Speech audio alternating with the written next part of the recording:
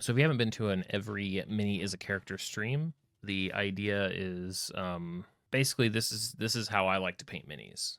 Uh, well, one of the ways I like to paint minis, which is just to kind of paint them and then spend the dry time and spend all the in between time thinking about who these characters are and um, what they're all about. And so we end up on the stream kind of coming up with names and backstories and sometimes one shot outlines. Like pretty much every single one of these streams I've come away with like two or three ideas that I'm like I want to fully make that. But I do have a bunch of gears, and I had the thought, which may be a dumb thought, and maybe I could pull it off even on a small base. But I wonder if they could. I wonder if the like a workshop type of floor with with gears showing through, kind of less of a refined workshop floor and almost like it's like below like the dirt or the ground or something like that. All right, so the big idea is that this stuff, when it dries, will look like desert sand. So I guess these guys come from the desert. Some sort of a wasteland laboratory, kind of like Mad Max vibes. Or Dune, if that's more your thing. Or John Carter, if you're into the Mars. Does that have sort of a wasteland desert vibe, or is that just, am I misreading it? I don't know. I don't know the stories or never saw the movie. Yeah, Dollhouse has some really outstanding ideas in it. And it's fascinating to watch because by the time they canceled it, like they knew that they were going to get canceled, so their last couple of episodes they did like a far flung future type of thing just to show like all the ideas they didn't get a chance to explore, and it was I don't know, maybe it's nostalgic or nostalgia looking back. I need to go and rewatch the show and see if it was still that good, but I just remember it being like my favorite like 2 hours of TV that I'd seen in a really long time. I generally really liked the both first and second seasons of Westworld, and from there it kind of fell off. But that I think everybody sort of agrees that first season is basically a masterpiece. And my favorite moment, I think, in that first season, or the one that I think about the most, is when sort of the grand designer, right, Robert Ford, is responsible for all of the machines and as they evolve and change, and the question is posed about what makes them different. Uh, Machines, his robots, his AI versus us. What is the difference? And he's just there isn't a difference. He just views himself as a god, and it's life, and it's all the same. Which, in the context of all the horrible things that they put life through, is something. Okay, and we've got our artificer here as well. He's got this cool, like, kind of steam engine kind of pack going on back here. Some goggles, a big, like, cone head of hair, which is kind of funny. Feels like it'd be almost like a torch, like blonde to like reddish hair, almost like it's the top of his head's on fire. Maybe it's like a thing where the artificer knows that the robot is sort of going off program. It's got this buzzsaw for a hand. Maybe he knows it's kind of dangerous and long rests, anything else. It's just everything he can do to keep it from completely losing touch. So it's a constantly trying to keep it on the straight and narrow type of thing. Like that could make for kind of a cool set of traveling companions where it's like, oh wow, you've got robot and friend, um, or friend and his robot. But then they slowly realize like just how close this robot is from being completely unhinged. Keep the robot's honor high, especially if it's something that the party can help with. Imagine yeah. No, we can totally help. I just it's best if it's best if CL99. It's best if he doesn't see much violence. Like he probably shouldn't witness too much of, I mean, assuming that that's what you guys do, and of course every party does. It's like, yeah, he probably shouldn't see that. Yeah, kind of, yeah, an impressionable young. It's almost like, or like Johnny Five or something. It's like, we don't want, try not to curse around the robot, please, if you wouldn't mind. Trying to maintain his current sense of moral character. It's not easy. So our CL99 here, I like a robot name with a number in it. Letters and numbers are a good way to go.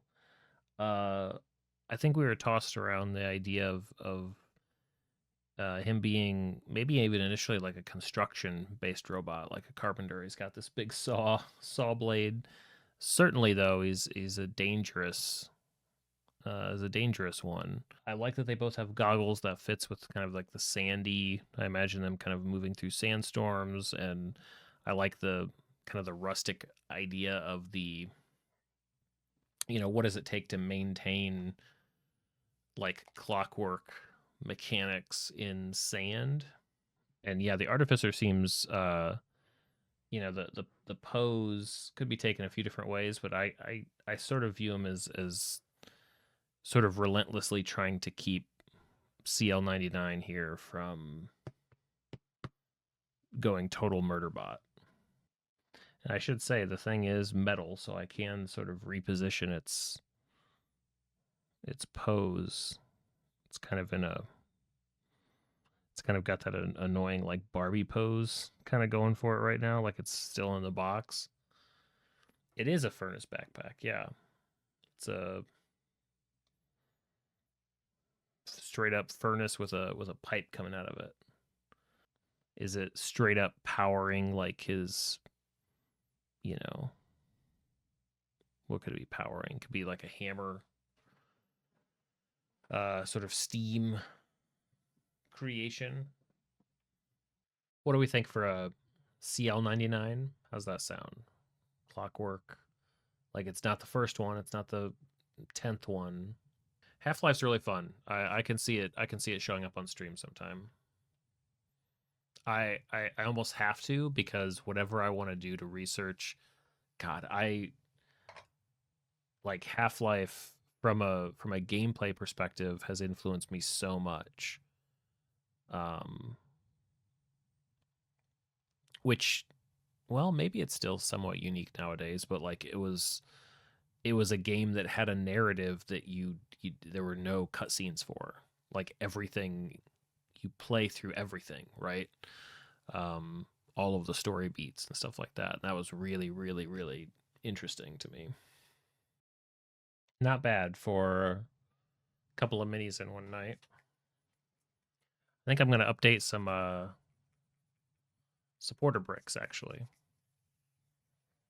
Yeah, it makes me want to run like a dust, like a some sort of desert. It's been a while since I've run an arc in the desert, but these guys would be like front and center, or at least they would be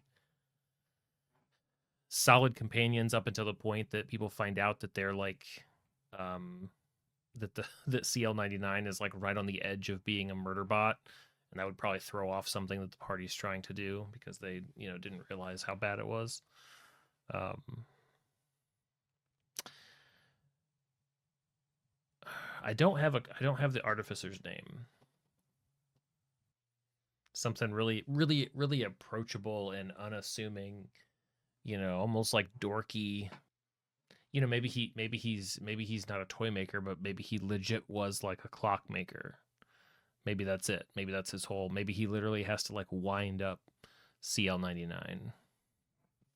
The furnace on the back is what powers just that. It's like just like it's like a drill, but it's just for winding this thing up. He looks like he's made out of springs. It's just like a really, really, really big wind up. So Miles is a great name. Remember, I was trying to say like, what's a good like dorky, uncool name, but especially it's not like a Miles is right in that same. So maybe Miles is a good name. So Miles, and then what's the last name for a family of clockmakers? Because that's what he did. It's definitely a bit of a slapdash paint job. I could certainly improve it, but yeah, like I imagine that it was like Keeper, and maybe it's spelled slightly differently, but it's like he grew up in his dad's shop. It was like Keeper's Timepieces or something like that, and that's what he did. But then when the town went to hell and he needed to it's almost like an Anakin type thing. He's like, well, I built this thing to help around the shop, and then I just like screwed on these extra things to defend the family, but the family's long gone, and so now it's just me and what do we say, Klein, just me and Klein, CL99. It's like, yeah, we can help you. We're just trying to get to the other side of the canyon. So, we'll look for some. And then it's like in the middle of the night and they just hear like the as he like winds him up, with his like so like puffs out smoke. And he's like, yeah, if you guys could just like maybe let me know if you guys are gonna do anything particularly violent. I'll take CL99 away. I just don't want him seeing too much stuff like that. It gets him kind of confused. Little hints like that like, wait, why would you be afraid of showing your why can your robot not see violence? A pull cord? Yeah. Yeah, I like that. Yeah, it's almost like a fluke, or there's something there's got to be something to it, the whole deal where like, what did Miles do? Like, Miles doesn't seem capable of actually creating this like moral. It's not just a piece of equipment. Like it's learning. Um, that was fun. I'm actually shocked at how, like I said, it's kind of slapdash, but I'm shocked at how quickly it came together. I think the bases helped a lot. They're very quick bases. Yeah, they definitely roll together. Robot being wound up daily by the artificer, CL99 and Miles, and Miles every day before winding CL99 up for another day gives him sort of almost like a void comp test from Blade Runner, like trying to sense whether or not CL99 has crossed the threshold into Murderbot. Now, when they travel with parties, and NPCs and such, they don't. He doesn't mention that. He doesn't bring that up. Um, but anybody paying attention to them during downtime will notice that he's sort of asking very pointed questions to try to determine whether it's safe enough to turn CL99 on again for another day. Wrote some ideas down to explore them at some point, especially with any sort of like desert arc or like wasteland type of experience. I think they'd fit right in. Sand is very annoying in Clockwork Bits, so I think that their mortal enemy is some sort of elemental sorcerer. That's who they're trying to track down. Yeah, they work pretty well together.